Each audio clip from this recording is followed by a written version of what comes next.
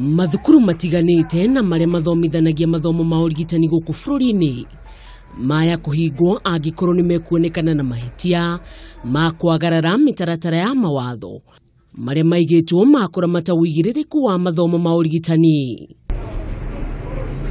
Makiaria riria maratwarithagia bururi-ini thukuru-ini umwe mwena wa Eldoret, bodi nene ya mathukuru maya yugite makoretwo makiamukira mateta ati kuri mathukuru marathomithania kothi itetikiranitie.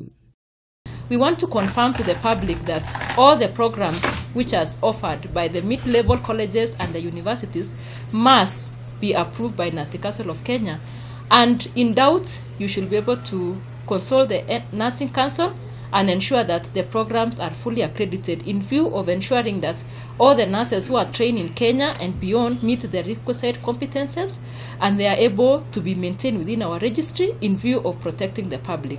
And these are the people who are employed in hospitals. Some of them are being employed even in intensive care units, and it's a danger to the citizens of this country because some of them don't even understand the basic tenets of nursing profession.